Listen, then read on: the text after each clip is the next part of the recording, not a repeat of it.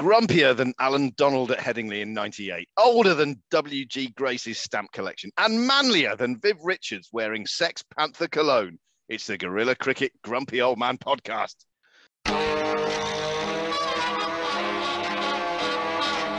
Just once in a decade, in a lifetime maybe, the world of entertainment is disrupted and utterly elated by something entirely new.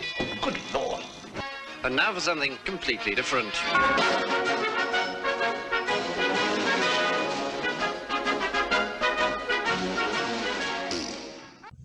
Way! And what an intro that was. Indeed.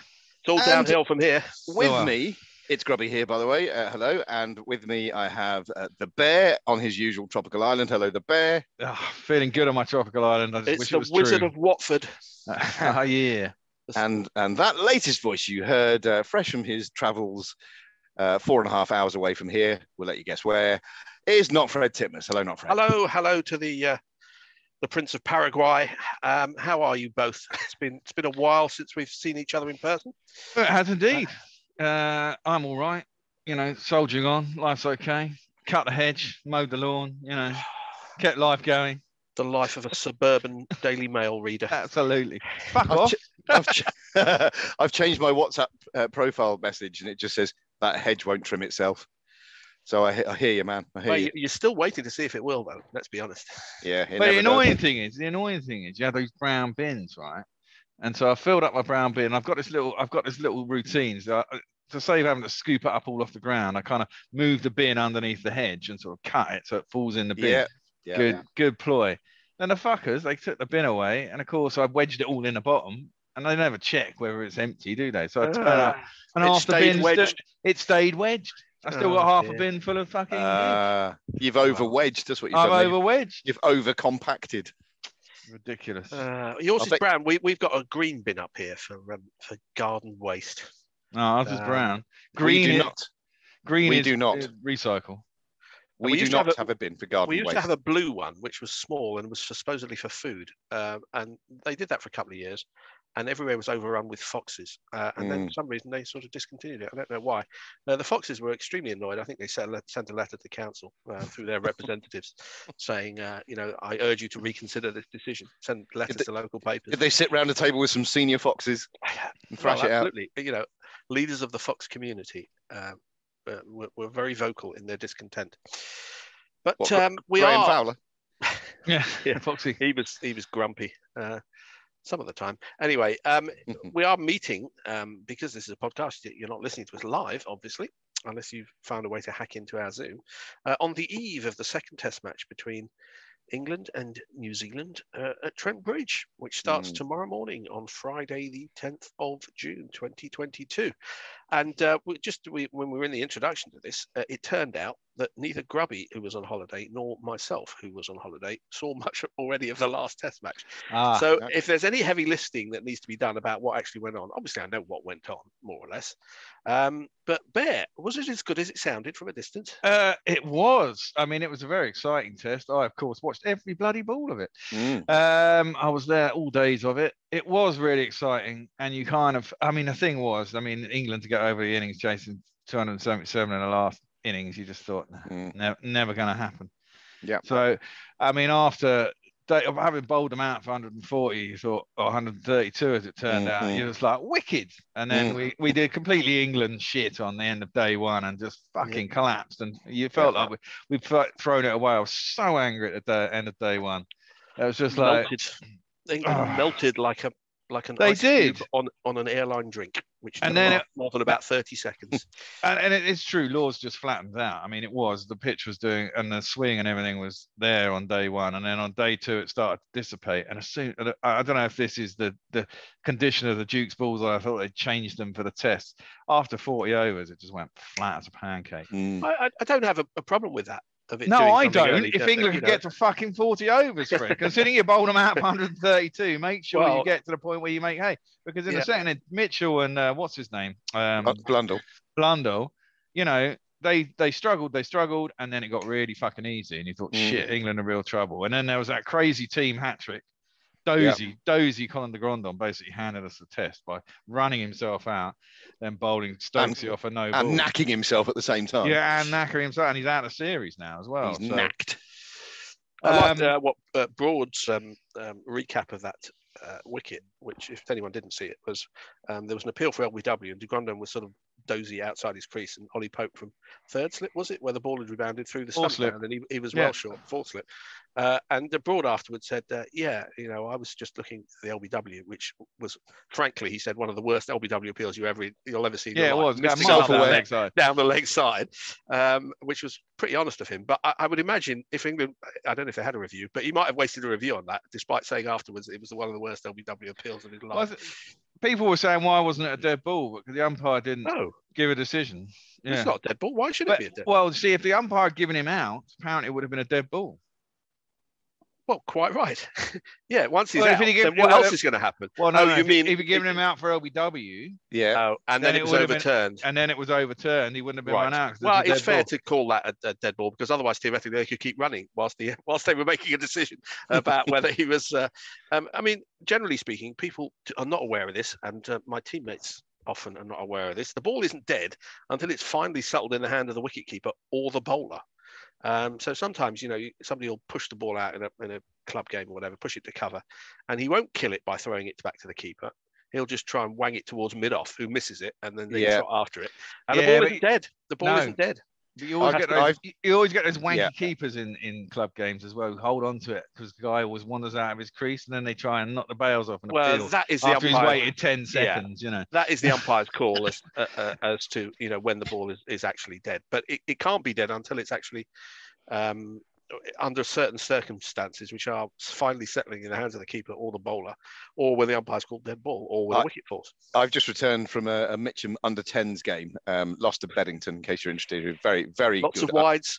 Very good under-10 outfit. But every time the ball is played into the when we're fielding, I always say to get it in, because they field it and I've done that, and they just hold on to it for a bit, and they wander around, and then they lob it somewhere. Good discipline. I mean, not necessarily like Ben Stokes and try and run people out when they're clearly in their crease. Get it into the keeper's but just get it into lob it gently if you must. That's his job, the keeper. Yeah. Is that one of those games that starts at 200 and have 8 wickets and shit? Exactly that. Yeah, pairs cricket. It starts at 200 because every wicket you lose -5. Pairs cricket. Oh, very good. Yeah. Pair country. Anyway, so I mean, as I say, following this test match from abroad, there was a couple of days when I was all over it, and a couple of days when I wasn't. And it looked like absolutely top quality test cricket. And it was. It was always interesting. And as you say, there was on the third day, when I'm assuming England fans watching and Guerilla Cricket listeners were, the old D tweet kept coming in. Oh yeah, absolutely. The D word at the end. Well, especially, I mean, when Stokes got out, I mean, obviously it's now no ball. When he got out and got 3/4 of the way back to the pavilion. Well, exactly. It's now all no ball via fucking video referee in it. So, he was wandering back. We're all going, what fuck? I mean, he was Stokes was just completely skittish. He was running down the track at everything, getting his timing. I mean, he did this, and he only when he got to about 40, and he was out for 54, I think it was. Did he actually start getting hold of anything? But he was doing this for about 2 hours. He's just like, just chill out, and he just didn't chill out. Finally got hold of stuff, and then the ball that got him out actually was a really good ball. It was a short ball from Jameson around the wicket. It just followed him. Yeah. And everyone said he was trying to ramp it, but he was so cramped for room. I don't think he had much option to do anything really. So he just tried to flick it over the keeper at the last minute and got caught. And Bear, in your opinion, as a man who watched every ball of the Test match, do you put that skittishness of Stokes' batting down to the captaincy? I thought, I mean, that was my thing. It's kind of like, I'm coming out here, I'm going to impose myself on the game. I'm skipper of England, and we fucked up in the first innings. I'm going to come out and I'm going to impose myself on it. And I just thought he didn't need to do that, really. Well, at that stage, they needed to bat. Exactly. But then having got bowled out by de Grandon, you think, well, after that he did kind of chill out for a bit, but then he went back to it. And maybe he got himself in by chilling out a bit. But Root in that second innings, man. I mean, the release that guy's got for not being captain. I mean, he's just fucking. Well, to be fair, he scored lots of runs when he was captain. Yeah, he did. Let's not forget he was voted the best Test player in the world last year. Well, this is true. Among the wreckage of what became his captaincy. Exactly, but this is the first time he scored a fourth innings ton. You know, Yeah, normally he falls flat, and you know, he scores a lot of runs in the first innings, and when we need him, how things change. I remember they used to have a go at Graham Hick for never scoring first innings tons, only second innings tons, and that was supposed to be a great flaw in his, saying, oh, he only does it when the game is over. But people who are looking to criticise will always find some way to criticise. Oh, listen, it's very hard to criticise Joe Root as a Test batsman at the moment. No. He is. He must be ranked number one, is he? Head and shoulders No, I don't think so. I think Labuschagne is number one. Well, certainly Labuschagne I think the was ICC number one. have said Kohli is number one in perpetuity, I think. What was the final partnership between Root and Folkes? How many were needed when 60 Folkes odd, came wasn't in? it? Yeah, it was no, it must have been 120. I guess I think Stokes was around about 150. And how did Folkes do in that last innings? I personally, I thought he looked good. He looked good. He looked untroubled. The pitch by then was really fucking slow. The situation is causing grief, isn't it? You know, you've got the pressure of the situation. We had I mean, the thing was, there was never an issue of time, was it? I mean, we were batting on day 3 for the final innings of the game, you know. So there was loads of time, and he decided on that 4th day. Basically, when Stokes was in, Root was really quiet, and then literally as soon as Stokes was out, Root started nudging it down the wicket, clipping it to the leg side, just immediately took. But off. I like that. That is intelligent cricket. It was class. That's really class. Game management. But you can criticise Stokes for the way he played, and a few have. I've heard some brickbats, and that's fine. He's a better player than that, and he perhaps could have played accordingly. But look, 54 was fine. All but right. But as soon as he got, as you say, Root changes gear. Yeah. That was the right thing to do. Folkes was there to support, and that's what he did in that 3rd evening. The next morning, when we still needed 61, 57 or 61, no, or whatever 61 it was. We needed. And it was only 15 overs to the new ball, wasn't it? And at that point, Folkes, again, he changed gear, and he was a bit more positive, and again, just intelligent batting. Now, under the previous regime or the one before that, did we see much evidence of that sort of game management, to use that terrible phrase? Don't know. Yeah, I mean, you can read. How much can you read into a single game? It's hard to, when you're talking about small sample sizes, talking about. But if Stokes had got out, if you say he'd been and Folkes had gone early, then the story would not be about England's game management. It would have been about England having yes. And by the same token, Fred, what I would hate to happen as an England supporter is to let the victory cloud or mask. allow us to mask or overlook the failings. Some so we don't have any opening bats in. Well, we've got an opening. But we need 3, and we have 3/4. We've got like half, So we've got one. I mean, we've got some runs, but we've got one who is an opener who's not worthy of the name at the moment. We've got a number 3 who has never bats at number 3, and we've got a number 5 who's proved himself incapable, particularly in English conditions with a moving ball, of being a Test match batsman, and who gets bowled far too often. So those are 3 fundamental issues that England must address in the top order. And I don't want the victory and people go, oh, you wouldn't change your winning team. Yes, you would, to make it better. Talking about not changing a winning team, the most bizarre what's the word I'm thinking of? I can't think of any words. But the team is in, isn't it? Example of that is the fact that England have named an unchanged team with Leach in it. Well, even though he didn't actually play in the previous game, because you don't want to change. He played. He did nothing wrong. Minutes. He was the man in possession. Exactly. He did nothing wrong. I mean, it's just very odd. I mean, the funny thing is, Matt Parkinson came on, and Gary's been banging on about him for fucking ages. And look, I'm a spinner. I wanted to see him do well, and I'm fully down with the fact that he got called. He was at a barbecue in Yorkshire, and he had to come down. He played, but by day 4, and he got a wicket. To be fair, what's he doing in Yorkshire? Lancashire, wherever he is. He's fucking somewhere up there. The north. The north. The place that needs levelling up there somewhere. That sounded rather menacing when you said it, like you're going to drop a bomb on it or something. Leveling, you're going to level it down. Level the place. Level the digger up there. Yeah. Maybe that's what they mean.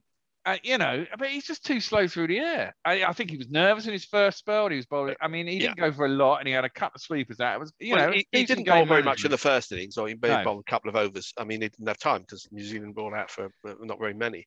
But I'm interested to see. I didn't see anything of New Zealand's second innings. How did he bowl when it was at a time when you wanted a spinner to at least contain and possibly well, show he some didn't threat. really contain, and there wasn't any. I mean, the problem was the first things went so quick. I mean, literally, New Zealand were batting again shortly after lunch on day 2 in a third innings. You know. Yeah, but I mean, when they were 200 for what were they? They were about 180 for 4 or something. That's when you really need a spinner. He didn't get taken apart, but he bowled a lot of dross. It's very slow through the air, and the problem is it's so slow that good batsmen would still get on a back foot to him. His first class average is, and I was surprised about this because I had similar reservations to you, Bear. Up until 12 months ago, let's say, and then I looked up his first class average. It's like 23.5 or something. Yeah, which is really impressive. Well, Ben, there's no one way to bowl spin. I mean, there's bowlers like Anil Kumble who fizz it through and basically bowl sort of top spinners, and there's bowlers who chucked it up in the air historically.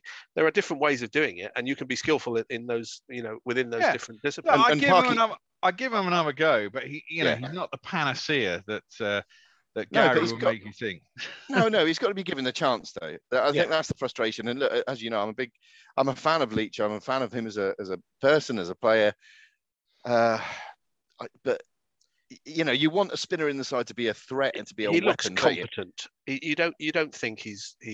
Well, the other thing that Gary said, he may be the best they've got. That's the problem. I mean, but he's not. You never think, Leach is coming on. No one ever thinks that, except maybe his mum down in wherever it is. But the real big miss was Parkinson not getting a sniff in the West Indies on those pitches that demanded it. Really, he's on the tour, he's carrying the drinks. Give him a fucking go. Yeah, they should have done. But we had that podcast with George, and by the third test, they weren't. He was sort of given permission not to be in the nets even. So someone had obviously decided he wasn't going to play by then. Well, that last pitch, you could possibly understand it. The other ones that were more dusty, that's where you want him. And why have him on tour if you're not going to give him? Anyway, that's been done. I mean, England did have a long tail in this game.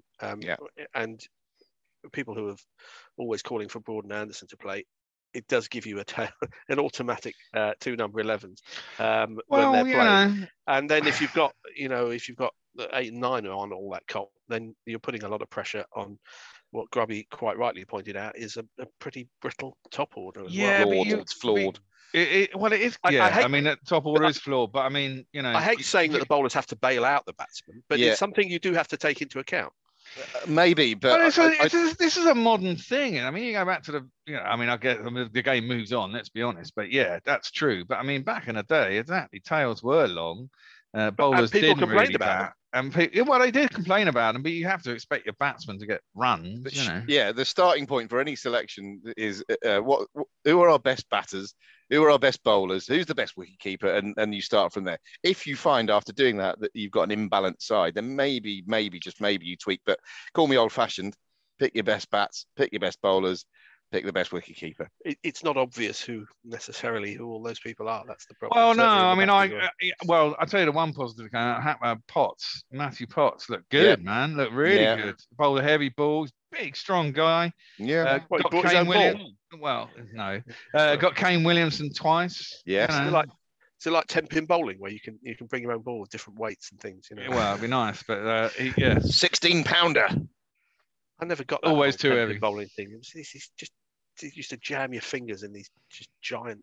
Oh no, not my cup of tea. Not for you. To wear somebody else's shoes as well. What was all that about? I like those shoes.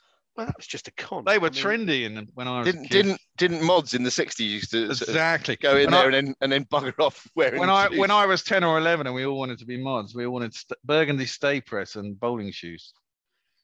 I cannot see you in a burgundy stay press there. No, I didn't get them. I don't even know what that is. Neither do I.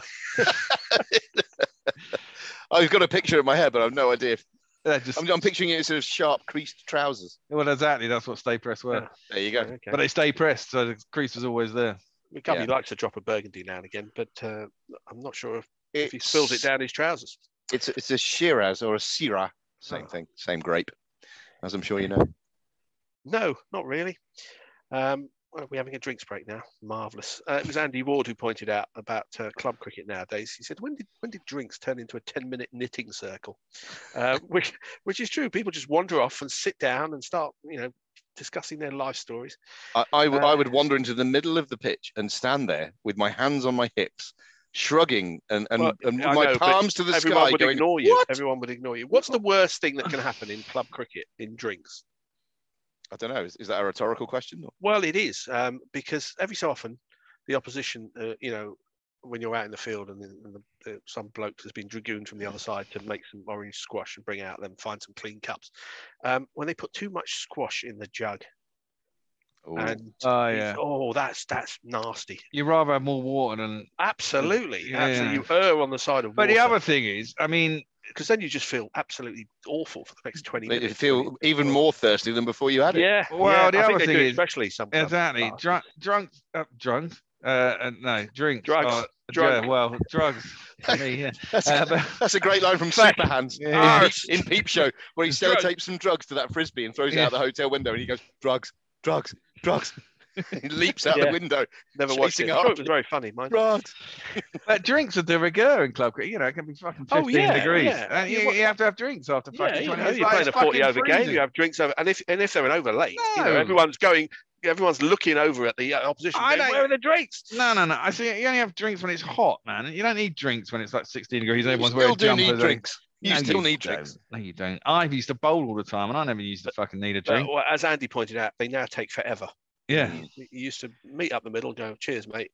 Some people would collect the empty cups and head off with the jugs. And now it's just And didn't you take the piss out of him on Twitter for having such a sort of curmudgeonly view? And what was the thing? What was the meme? Eventually, I Man remember him shouts as a young buck in another field when he was the up-thrusting youngster, and he's turned, like all of us do, into a grumpy old man. Absolutely. And You'd be welcome on the show. It's good to see.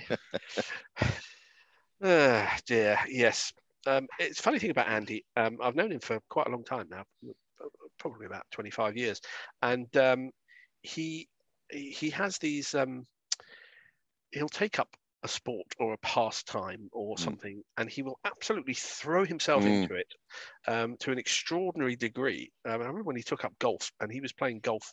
He was playing rounds of golf like 4 times a week, and he was spending hours and hours and hours on the driving range, and he had coaching and everything.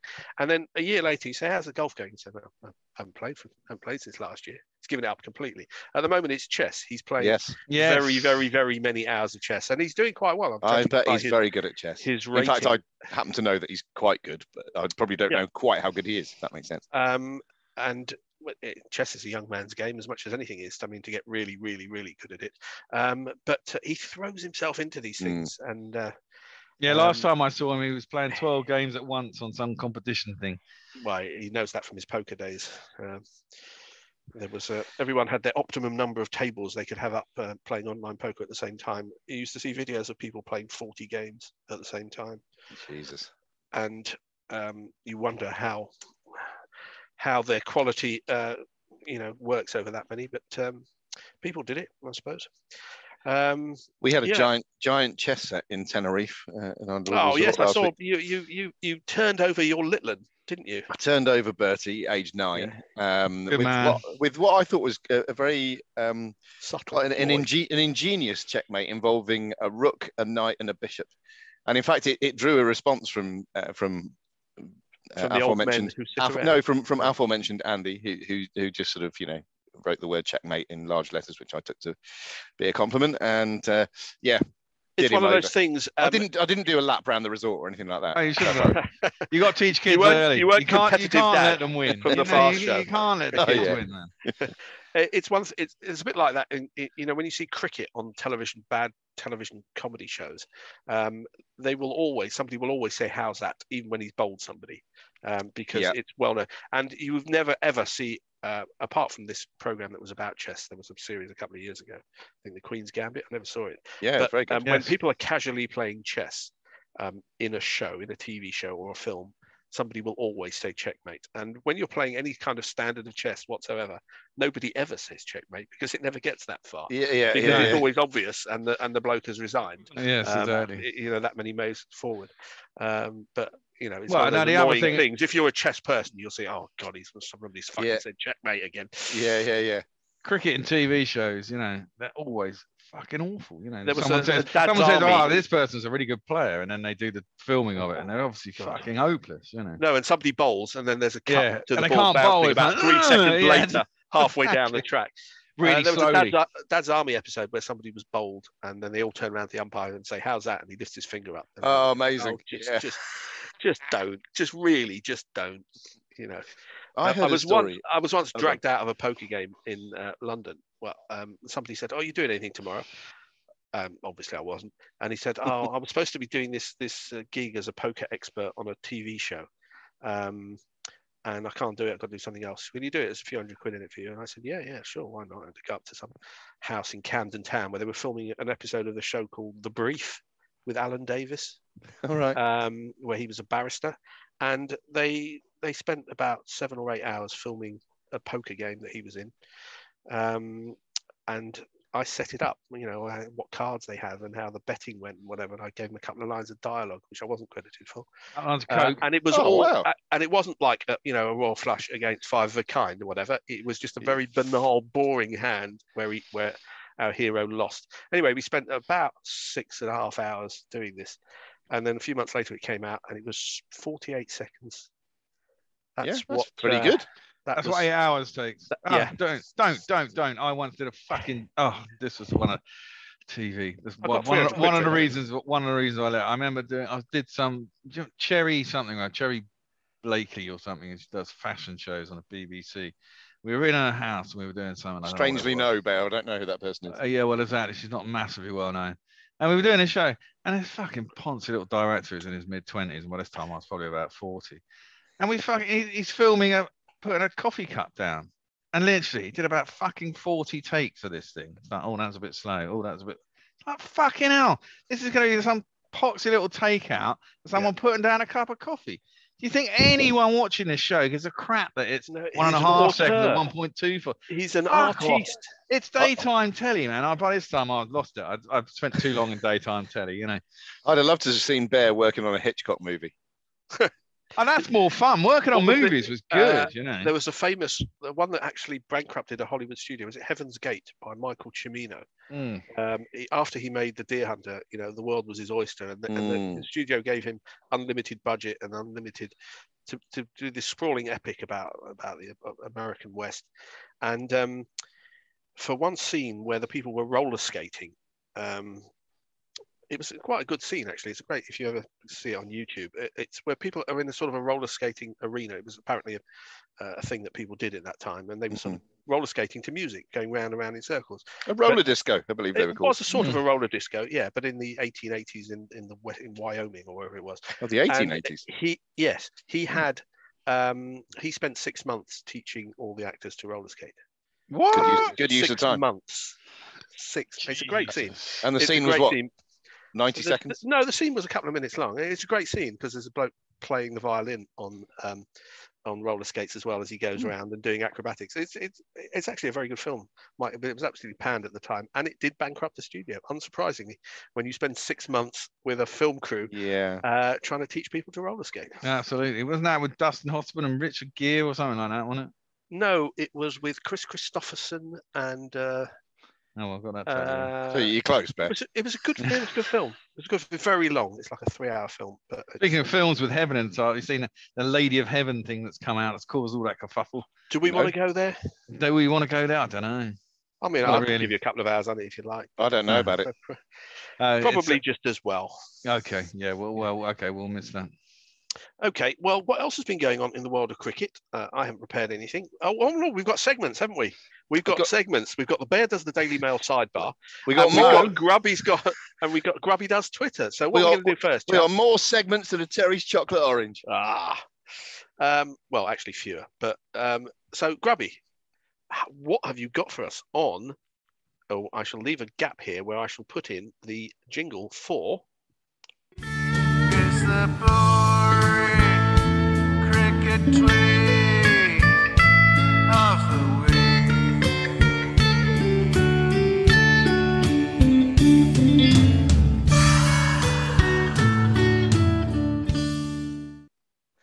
Yes, it's boring cricket tweet of the week. And the first candidate this week comes from none other than Patrick Kidd.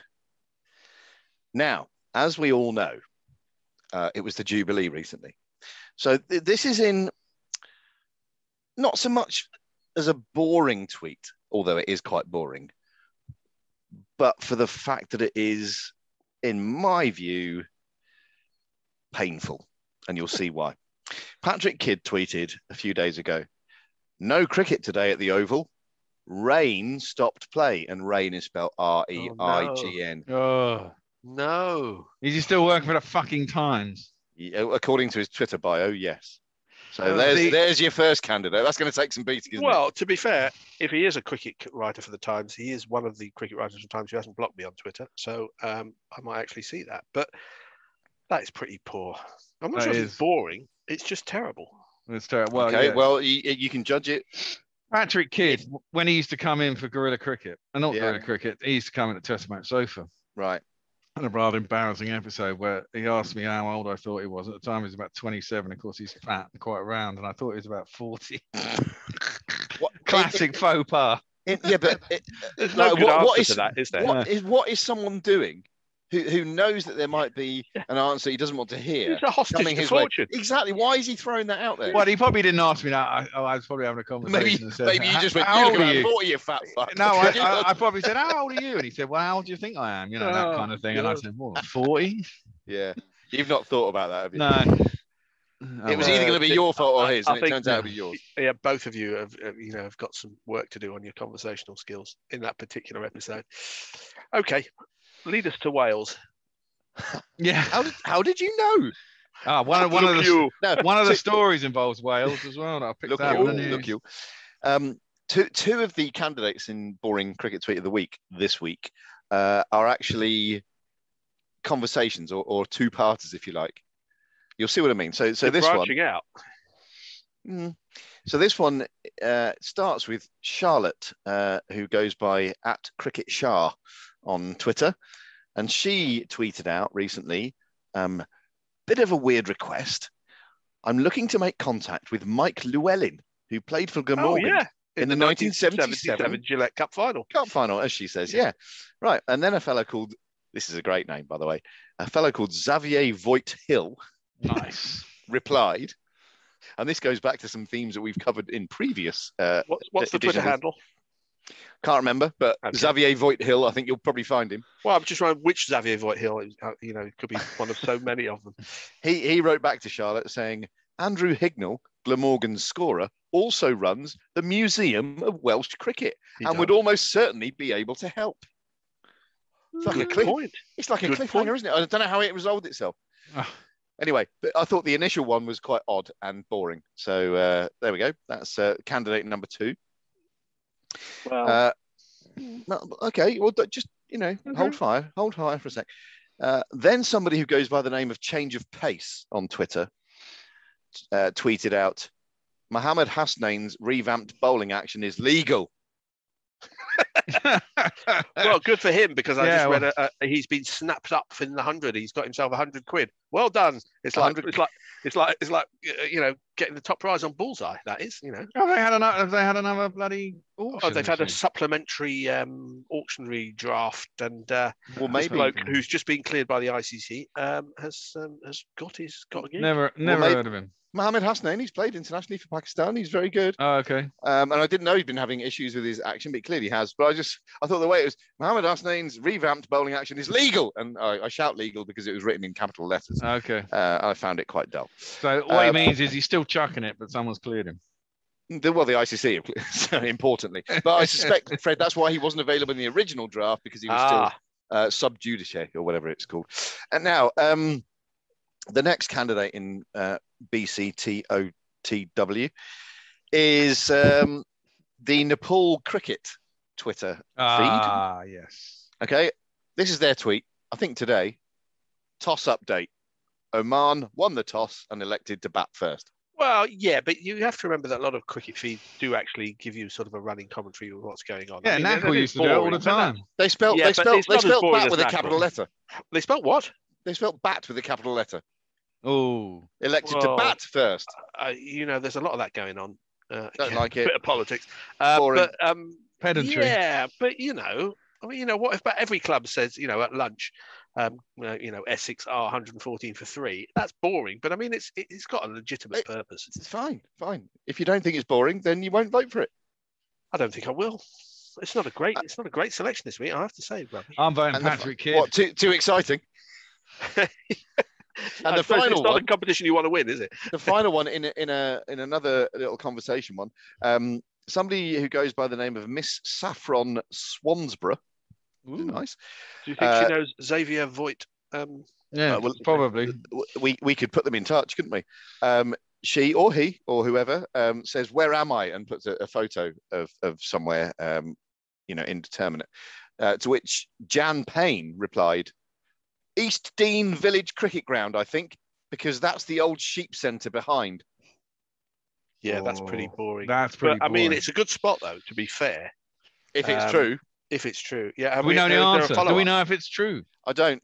There is a bit more to chat. We'll have to wait till the next podcast. The old sheep centre behind.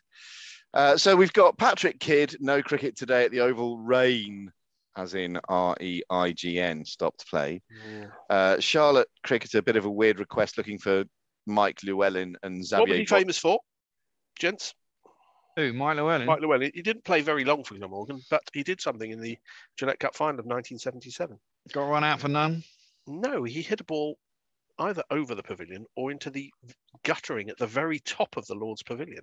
Ooh, that's very good. That's you can't have hit it over, because if you listen to Tony's podcast, you only ever hit it over. Tony has been known to get things wrong. Victor Trump. Is it Victor Trump? I mean, Grubby now knows full well exactly what kind of a hit that is, because we spent a very happy day at Lord's a couple of weeks ago, didn't we? And, it was beautiful. Yeah. I pretended it was my gaff, and I was showing him round as if I was, showing him round my Lord of the Manor. country estate. We had jackets and ties on, Bear. We did have fuck jackets that. and ties. I told you I refused to do that. You would love it. You would love it. Make yourself do it one time. It's brilliant. Love it. It has to be for the county game, and it has to be, a reasonably nice day. But I mean, literally really any old shit. Some of the jackets and ties I saw in there. Pretty ropey, yeah. Just pull it out of a skip. Can you take the tie off when you get in the pavilion? You can on. I don't know about the tie. You can take the jacket off on the balcony when you're sitting outside. I didn't see. Put it this way: I didn't see anyone get ejected for taking their tie off. But you know why that was? Because nobody did. Nobody did. Why would you? I mean, you have to put it on when you go back inside. I find those sorts of things the tools of the oppressed, man. But let's be honest. I mean, there's a lot to see in that pavilion. There is a lot to see. There's some great bars, by the way, Bear. Oh well, that's great. Not bad, yeah. And, anyway, there is an extraordinary amount of cricketing. No, you don't. There's an extraordinary amount of cricketing. Art, I think you'd say. Yeah. Some of it absolutely dreadful. Yes. And some incredible portraits of people like Viv Richards and Inzamam or Hack. I mean, it really is the sublime to the gore blimey. Yeah. And there is one, when you talk about some rubbish, there's one, and it's quite old, I think. And they've depicted this game of cricket where the batsman is striding forward, and there's somebody who's supposed to be fielding a silly mid something, but is standing in the middle of the wicket, both feet, right in the middle of the pitch, in front of the batsman. I don't know how the ball got to the batsman. The bowler would have had to bowl it right through his leg. Yeah, it was a touch of the Dan Diapers about that picture, which take it or leave it. I'm sure he has his fans. Hi Dan, if you're listening. Has a disease been named after him? A touch of the Dan Diapers. Yeah, because I'm pretty sure I know what it sounds looks like. Cockney rhyming slang, but I'm not sure what it's slang for. Let's be honest. Windscreen wipers. Oh yeah, it could be. My Dan diapers aren't working. Yeah, that's not bad. I'd like to go down to Halfords to get some new Dan diapers. Got the old Dan's been squeaking again all the way over. Failed the MOT. Dan's gone. Anyway, back to the important matter in hand, which is boring cricket tweet of the week. I'll go with Patrick Kidd just because of that conversation between him and Bear. Yeah, I think I'm going to go for Patrick Kidd as well. Patrick Kidd, you win this week's BCTOTW. There'll be nothing in the post. And you are very boring on that occasion. Do better. Well, that's sort of a bad joke cricket tweet of the week, isn't it? Of which it would probably be a greater competition for that title, because there was a lot of rubbish out there. Well, which brings us very neatly to what's been happening in the world this week that's caught the Bears' attention. Well, there are a couple of things. I mean, it's quite difficult because they all put the same things up. But this one, a couple of stories grabbed me. The first one fucking, this is fucking ridiculous. People are bidding We'll be the judge. thousands. People are Fucking bidding hell. thousands for a lump of grass from Liam Gallagher's Nebworth gigs. What? You heard about this? Some Are they fucking pulling idiot. up the grass at Nebworth? They're pulling up the grass at Nebworth, and then someone holds it up in front of a camera, puts it on eBay. There's a picture here. The bid's up to, it's never going to get paid. Someone's bid £65,100. Yeah, that's bollocks. Yeah, of course it is. And it's private property, that. You Well, can't pull up grass in stately homes. I could fucking pull up grass in my back garden and say this is from You Nebworth. can. couldn't I? It reminds me of that video by Ricky Gervais about the gypsy and the lucky heather. I watched this supernatural thing that everyone's been banging on about. He's quite funny, I think. I thought it was quite funny. Yeah. You know, why are people, everyone's so fucking woke, man. Chris woke.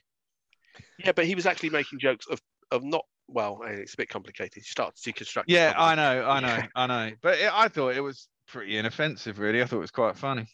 That's more of a National Enquirer type story. I don't think that's real. But what it is, because I've seen it in other places. I heard it on the radio. I mean, there's somebody as who well. sells grass for a living, Bear. Let's be No, never done that in my life. Okay. All right. Well, talk to the expert. If you want to know what the truth is, speak to the man. Speak to the man. And we have. Another one that caught. Now this is the Welsh theme. Continue. There's usually something about genitals and staples or something in these stories. Well, no. Well, I found one of them. There's a woman who's given her one headline I was going to do. There's a woman. Well, I'm telling you now anyway. Given some headline. She's giving her employees masturbation breaks during the week, and I thought, oh, that's quite, You employed me for this. Hang on. Tell me more. Well, but this is the thing, that it turns out that she's an adult film star anyway, and probably all her employees are adult film stars, and just keep themselves all lubed up as the week goes on, aren't they? You're in the film business. Grubby, if you're looking for a change of career, maybe. That reminds me of that Big Train sketch about wanking in the office. That's very funny. I remember one Big Train section. That was the World Stare Out Championships with Very Barry good. Davies' commentary. If you like that, then you I heartily recommend the whole caboodle. It's very funny. So this one, the Welsh are still here. So I thought this tickled me. Despite our best efforts. Well, exactly. Welsh man drinks at 56 pubs in 24 hours for the Guinness World Record. I thought, that's cool. Top man. Top man. Is that Exactly. 56 in 24? Yeah. People in Ireland do that without even phoning up the Guinness Book of Records. That sounds like a David Boone type record that I know for a fact I could beat. Yeah, I think I could be. But then you read the story and you think, well, then, after 56 pubs, well, if you had a pint in each, at 24, you'd be pretty smashed, But it turns out he didn't have to drink alcohol in all the pubs. So you could have, yeah, exactly. That's no fucking pub crawl. Get out. I mean, don't waste my time here. Why is that even a record? What, he went in 56 places and had drinks in 24 hours. I remember when we were younger, we were trying to work out if we went to every stop on the London Underground and got out and had a drink at each of them, how long would it take us? This was like a long-running stop. long-running dispute. The days before the internet. How many days would it take you to actually do it? Days and days. It's a good intervw question, isn't it? It's a maths question. Like what would win, a badger or a baboon, GCSEs. that kind of thing. Because I don't know. I mean, how many stations there are on the London Underground network? Well, probably a good there was a couple thing of about how much time would it take you to actually do all the stations on the London Underground. There are a lot more now because they've grown some extra lines. But I mean, in the old days, the classic lineup, it would take you a long time to actually do all of them. I don't think you can do it in a day. No way. He's discounting the Jubilee. Can't believe it. Oi, you've dished the DLR. But Island Gardens, no. It would be doing. You could do that as a Guinness Book of Record things to see. I mean, it'd be bloody boring. Let's be honest. No, it sounds great to me. What, to do all the stations on the London Underground in a day? And have a drink at each one. Oh, yeah. But because if any of our listeners want to try it and let us know. There's another factor. How close is the nearest boozer or place you can get a drink to each one? And you say you're doing it for cancer research and people throw money at you. I mean, it's terrific, I think. Well, there was a guy who did X amount of bloody bungee jumps in a day, didn't he, in Scotland the other week? Did they all work? I can't remember. It was either. I think because you're halving your chances each time of surviving them, aren't you? I'm expecting some sort of two Ronnie's name there, Angus McUpside Down or something. It was something like 400 in 24 hours, and he had to go to Scotland to do it. Obviously, he found a place. Yeah. No. I'm gonna have to find a story now. 400. How much taller was he at the end of it? I don't know. World bungee jump. He's broken. 400. He hasn't broken the bungee jump record, but he has broken Robert. What's his name? Waldo Robert Pershing Wardlow. Wardlow, who was 8 foot 11.1 and 35 stone. Oh, Yeah, here we go. 430 jumps. Frenchman, Francois-Marie Dibon. 765 jumps in He probably did Pilot some Creek, parkour. Perthshire. Hang on. How many? 730 Yeah. what? 765 jumps in Pitockrey. It's going up. Pitlockery. Oh, Okay. Yeah. In What did he just do? A bungee jump, get unplugged, run up the stairs again, do it again. basically, No, you yeah. don't run up the stairs. Don't you go back up? No, you don't. You don't go up back up. Maybe It's you a got a Guardian story. Here you go. Frenchman set new world record. Most of it. Francois Dibon, 765 jumps in Pitockrey, Perthshire, Scotland. Easily beating a previous record set by New Zealander Mike Hurd in 2017, who completed 430 jumps. Presumably in a 24-hour period. in a 24-hour period. It's not yeah. been great for a great decade for New Zealand in international competition, has it? Have you got the full story up there, Bear? Because I have questions. Oh, they are the Okay, World I Test have. Well, I've got the Sorry, New Zealand. story as in told by the Guardian. Yes. How high? Well, that's what I mean, really. You know. How high was the? Was the Frenchman? Well, no, that this is doesn't what work, I was going to actually. say. Each jump was from a 40-meter height That's not bad. and was overseen by Highland Fling Bungee Base. In They are the based in gold Killicankry, standard of Pitockrey. Yeah. adjudicating official bungee jumps. This is it. What? 700. See if, are there any rules? When he did the second one, he was probably still hitting the sick from his previous one. Well, which yeah. was- Well, he's which probably an was- expert. Which is on the way down. Man. It's like who's that ex? Who's the kicker? Who's got the world record for the All Blacks? He would have attempted to. Dan Carter. Yeah, I think he was attempting to kick something like 600 Arses. goals. Oh. In 24 hours or something for charity. 600 in 24 hours? Yeah, something like that. I Maybe it thought was you were more going to than say an that. hour. If you line them up, you never know. See, now we're on world records. Let me go and find that one. Dan Carter. Should we find some easy world records to break and break them? Yeah, didn't we have this conversation before? I We think did, should. yeah, about holding your breath underwater. I don't think that's such a good idea. No. No. That one, there's some definitely That's good. not what I was thinking. There were some good free divers for that. Yeah. I have to say, Flicking bounty bars off a wall in Leningrad. flicking wrappers into a There you go. a dustbin at the other end of the room. That, again, it's in the Guardian. The Guardian covers all the good stories. Dan Carter kicked 1,598 goals in 24 hours. Well, Okay. I suppose if you line them up, you could probably do 10 Well, he had people to. in a people- minute. You know, they just lined up, and you.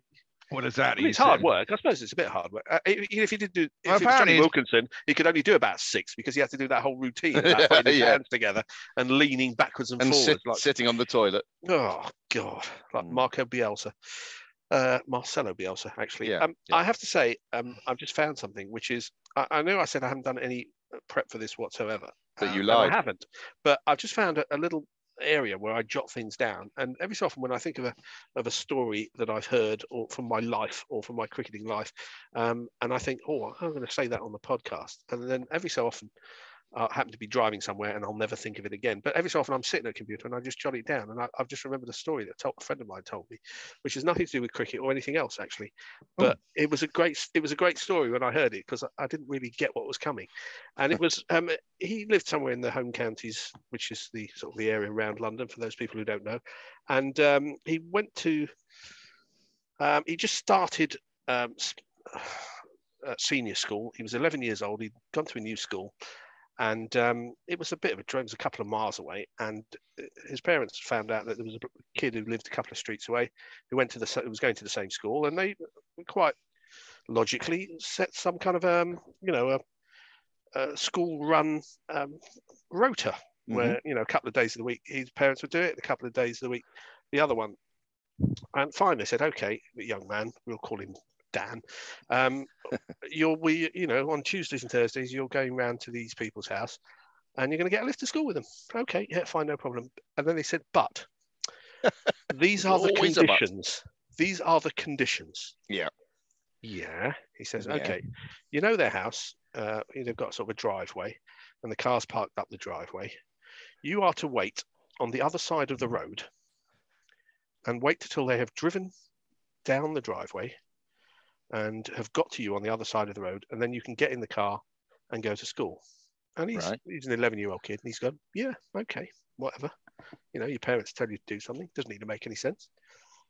And as the years go on, I think it only went on for a year, actually. One of them moved schools.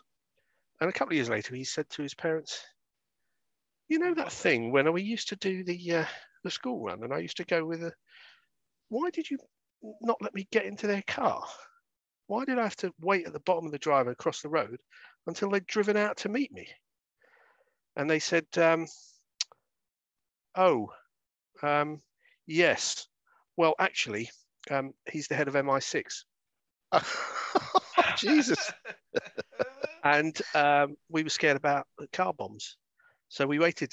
You had to wait the other side of the road until the car had driven and had gone like about 30 yards, and then you could get in the car and drive off. Just in case the bomb went off when you got in the Yeah, car. yeah. And I was not expecting that in this story. There, you've backed off the mic. Yeah. But hang on, how did they explain that to the other family? No, the other family told them. They said, it came to the other family. Yeah. No, the other family said, well, this is the situation. Are you happy with it? And they said, well, we'd prefer it if you didn't get in the car when you switched it on. Can you pick him up 50 yards away? And he only found out about this when he was 18. And I think he thought to his parents were being a bit sort of free and easy with his safety, actually. And he probably thought this was in the early 80s when, let's be honest, you know, car bombs were big back then. You know, it was one of the great methods of terrorism in those days, especially if you were a target. Anyway, I just jotted that down as a great story to tell. And in your jotter mate will not be listening, and now I can delete it from my jotter. And I've only got 4 not very good stories left in the jotter. It's an electronic jotter. I'm taking it. So what are the other stories in the jotter now you've got there? No, they're not very good. Damn. There's one about Dolly Parton. Oh, okay. And there's one about very small feet. Very small feet. Because as she said on Wogan or whatever it was, well, why have you got such small feet? Ain't nothing grows in the shade. That's what she said. Yeah, there was one about there's this thing in baseball called the Little League World Series, where it's just basically like 10, 11, 12, 14-year-olds they play, and it's televised, and it's you know, wholesome family entertainment. And there was and it's you know, the coaches are mic'd up and everything, and these kids come from all over the country to play in this place in Pennsylvania or wherever it is. And this team were winning, and they were about to get through to the semi-finals or the final, and they were like 1 out away from winning, and they were like 6 runs up, whatever. And the coach like calls the timeout, and he gets them to do a huddle in the outfield. And the coach knows he's on mic, and he's milking it for all he's worth. You know, he's going to give an inspirational speech, and he gets them all together. And one of the kids has more or less forgotten or never knew that this is like on television and everyone's mic'd up. And the coach says, he gets them together, he says, now I just want you to remember one thing. You know, I've told it to you before. And one of the kids goes, what, we should put a knife in their throat? Which is obviously what the coach usually says when you've got the other team. And they all looked at him, they go, shut up, Ben, shut up. He's on the mic, he's got his in a mic. So that was the knife in the throat episode. So I can delete that. There's not much left. I'm going to have to replenish the fund of slightly odd stories. I like the MI6 story. That was a great story. That's a good story, I have to say. And he won't listen to it, so he won't get annoyed. And I'm telling it to the whole world, basically. Yeah, he'll never know. Nope. So the title of this episode, far be it from me, I'm jumping the gun here. Knife in the throat. Knife in the throat. It's got to be knife in the throat, hasn't it? And I shall send you the video of it. I'm sure it's somewhere on YouTube where we can attach it on the publicity that goes out with this. And well, then they'll know about the story. We'll have to leave it for a couple of days and then put the video on it. Yeah. Oh, speaking of which, that video you decided that we must talk about. Oh, God. The run out. If there's one thing I hate, it's the European Cricket League. I know. Well, the European This is Cricket the League is absolute biggest load of shit that's ever been foisted on a gullible public. I mean, who were those teams who were playing? They weren't national teams of any sort, were they? It didn't seem bollocks. It didn't seem to be notated in any way. But anyway, this has been doing the rounds on Twitter. I mean, look, I saw this thing. Obviously, I've come to it late. It was one of those clips. It might have been when I put village cricket into Twitter and see what. Yeah, it was came very back. fucking village. Yeah. Basically, as far as I can remember, someone bowls on one of those matting wickets. It is missed by the batsman who's come charging down the wicket. It's fumbled by the wicketkeeper down to kind of long, well, fine leg. They go through for a bye. The ball is thrown in. It's misfielded. It's overthrows. They come back for another one. Then someone tries to run them out from kind of mid-off back to the wicketkeepers. They go through for 3. They go for 3, exactly. I mean, I was with the ball being thrown at no more than 5 miles an hour on each. Exactly. And it's never left about sort of 8 yards further than the cut strip. Or, well, it's not the cut strip; it's the fake wicket. The funny thing is the Australians are commentating, aren't they? The commentary is great. They're pissing themselves. Exactly. Yeah. This must be one of the classics of what do they call it? EFL. It's not EFL. European Cricket League. ECL. Secrets of commentary is actually to underplay it, because that has more effect rather than saying how fantastic it is. You end up sounding like Danny Morris. Nobody wants that. This is absolute shit. They say, "Oh, this is great. This is Seville are playing Vienna in the European Cricket League." And let's be honest, it's 22 guys from South Asia who happen to find themselves either in Vienna or in Seville, or mates of somebody who are. And it's absolute ropey nonsense. And they play vast numbers of games of this, and it's on YouTube, and it seems to be making money. I haven't worked out how. Well, if it's making money, if it's making audiences happy, I'm not sure it's making audiences happy. I think I have suspicions which I wouldn't want to voice. But let's just say that there are books. The bookmakers do take bets on these games. I see. Oh, really? Yep. Well, you wouldn't want your village cricket league closed down because the standard ain't very good, would you? Right. No, but I wouldn't televise it to the world either. No, but anyone can televise anything. Let's be honest. I mean, the level I play at, that was not an exceptional piece of cricket. We play on a grass wicket. It makes all the difference. We got a nice backdrop. I was going to say when we started talking about Matt Parkinson not being very quick through the air, it did make me think of your teammate colleague, the Vicar of Dibbly Dobbly. Yes. Would you say that Matt Parkinson is quicker or slower than? Unfortunately, I didn't see him bowl, and I can't remember having seen him bowl, not recently anyway. So I'd have to suggest that it would be very difficult for him to bowl slower than Phil, the Vicar of Dibbly. Would Phil be quicker or slower than Jack Leach? He's slower than pretty much anybody I've ever seen. I see. But the great thing is, and I'm standing at slip, and the opposition just assume he's a spin bowler, and he isn't a spin bowler. He just bowls slow. I mean, he's got some idea what he's doing. He can move it off the wicket. And how close do you stand? For him? Yes. No, for Alan Donald. I stand very close. Yeah, I did take an absolute blinder the other week. At the end of their innings, of course, with 2 hands. I almost always take it with 2 hands, just to prove that it's not a fluke, because you can't take a fluke with 2 hands. It's almost impossible. But it was diving away to my right-hand side, and it got the familiar laughing from my teammates, which I have no idea. It just happens all the time. I don't know what's so funny about it. But you caught the ball, and yet they still laughed. Yeah, they do it all the time. It's the surprise, Fred. It's the surprise. But I remember that blinder you got. The bloke who was standing at second slip said, "I was already preparing, what I was going to say to speech you, as it had gone down, having gone down, and I came up with the ball in both hands." He was very disappointed. And you definitely hadn't grasped it when the ball was, let's say, obscured from view. No, absolutely not. Cleanest of clean. Safe pair of hands, Fred, in the slips. Yep. I can vouch for that.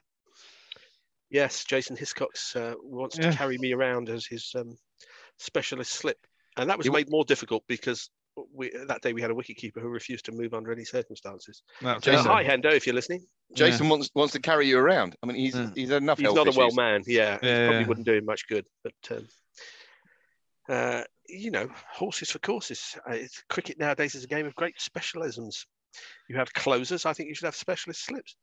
Let's imagine that you had a fielder who was so brilliant who couldn't bat or bowl.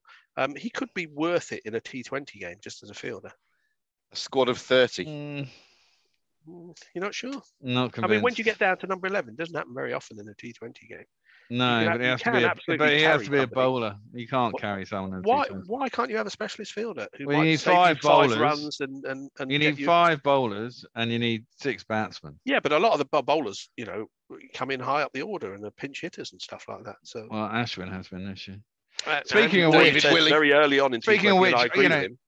We did a thought experiment at Guerilla Cricket, see, because I've been banging on where we're Not doing the best place IPL. for it, I wouldn't have thought. Well, no, but the IPL, you know, I've been saying for years I could bowl an over in the IPL. Yeah, you couldn't. Yeah. I could. Yeah. No, I could. Well, you could physically turn your arm over, yeah. Well, fuck it, man. These guys get hit for 20 and over. I can get hit for 20 and over, for fuck's Yeah, sake. but they're not getting paid for hit for 20, you know. No, they're not. But they can still get hit for 20 and over. You would go for 34 because that No, one I would just would fall not. short. Yeah. No, I fucking would not. I'm whining. Well, in my old days, I was whining up. I'm not brilliant. now. So we did a thought experiment. We did it with a dice. And the experiment was I was bowling the final over of the World Cup of the IPL final. Sorry, is this Luke Reinhardt? I'm missing something here. No. If you would have said that you were actually, I don't know, who's a specialist bowler at the death in T20s, and the dice was him, yeah, and the dice was him, or you saying the dice was you, it's going to be no different. Well, exactly, that's the point. Yeah, There's a slight flaw in this thought experiment. Well, we did it for real. We did it for real. We did it with the dice. Yeah, we did it with dice. It was like the Dick Weller Broad Trophy. But I got Kohli out. I'm worried about you. Yeah. I would have had it the second wicket, but I bowled a no ball. I ended up getting 1 for 13 in my over. Well, that just shows how unrealistic it is, because you'd never bowl a no ball, would you? No. So there you are. I think we have proven beyond. I'd have had 2 for 6. But you know, there you go. We've proven beyond all reasonable doubt that reality and fancy are very different things. I had put you down as one of the more level-headed members of the Guerilla Cricket family. Listen, but this obsession you have that you could get away with bowling in the IPL is, I mean, everyone's allowed one. I could bowl an over. I could bowl an over and get hit for 15, 17. But you know, I've seen overs go for 27, 29. You know, I mean, this is it. Yeah. Okay. I guess we'll never know. Damn, unless we make it happen. Unless we make it happen. I mean, we could get him bowling 1 over at the top division of the Surrey League and see how many he goes for, and then extrapolate from that. Sure. I'd need to get into some fucking shape and do some nets. I haven't bowled. Oh, he's yeah. As soon as I mention something likely, he's I'd do it. I'd only need a bloody week in the nets. Go every day, for fuck's sake. I mean, I haven't bowled. I mean, it's like riding a bike. I bowled for 27 years. I haven't bowled for 5. You know, I don't forget how to do it. I just need to go and practice. Right. Okay. And on that bombshell, I think we've probably hit a natural end to this podcast. And well, who knows when we'll be back. This is the great entertaining thing about this podcast. If it entertains at all, it is no one ever knows when it's going to happen. Absolutely. And it just appears, and I can imagine the delight of Paul's mum and hello, Barbara.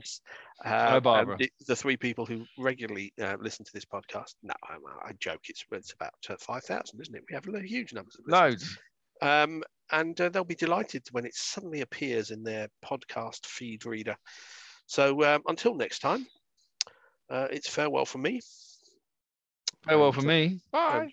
And it's ta-ra from me. Till next time. Cheers. Bye. Easy now. Oh, so that was the innings of Brendan McCullum. Scores lots of 4s because he don't like to run them. And here we are waving Brendan McCullum goodbye. Whoa.